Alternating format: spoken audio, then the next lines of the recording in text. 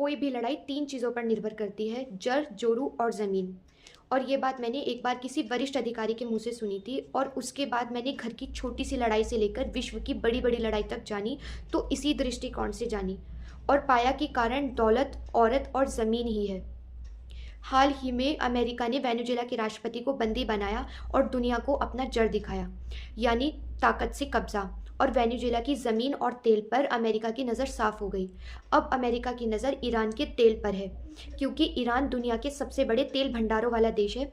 लेकिन अब ईरान का तेल बिक नहीं पा रहा, क्योंकि अमेरिका ने उस पर प्रतिबंध लगा दिए। इसी वजह से ये लड़ाई चल रही है।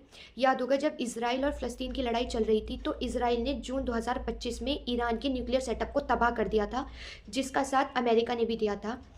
तेल पर प्रतिबंध लगाने की वजह से बहुत से देश ईरान से तेल खरीद नहीं रहे हैं, जिसकी वजह से ईरान को तेल की कीमतें घटानी पड़ी और ईरान महंगाई से टूट गया। यानी अमेरिका और इसराइल जो चाहता था अपनी ताकत दिखाना, उन्होंने दिखा दी। एक अमेरिकन डॉलर की कीमत ईरान के 12 से 14 लाख रियाल के बराबर आ गई। महंगाई की वजह से लोगों में गुस्सा फूट गया, दुकानें बंद हो गई और ये शुरू हुआ ईरान के तेहरान शहर से। तेहरान की ग्रैंड मार्केट बंद कर दुकानदार सड़कों पर उतर आए और खामेनेई मुर्दाबाद के नारे लगाने लगे और ये विरोध तेहरान से निकलकर 31 प्रांतों में फैल गया। लोग सिर्फ अब महंगाई ही नहीं चिल्ला रहे थे, बल्कि उनको अब सरकार बदलनी थी।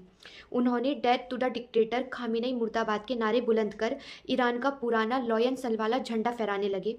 यानी ईरान के लोगों को अब खामेनेई नहीं, बल्कि अपना पुराना सुप्रीमो लीडर शाह चाहिए।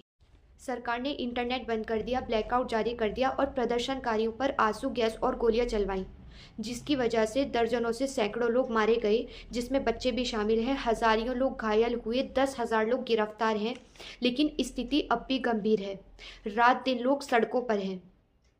तो इसी तरह से ये लड़ाई भी जड़, यानी अमेरिका और इसराइल की ताकत, जोरू यानी वहाँ का क्षेत्रीय प्रभाव खो देना, और ज़मीन पर टिकी है। तो अब देखना ये है कि ये लड़ाई कहाँ तक जाएगी।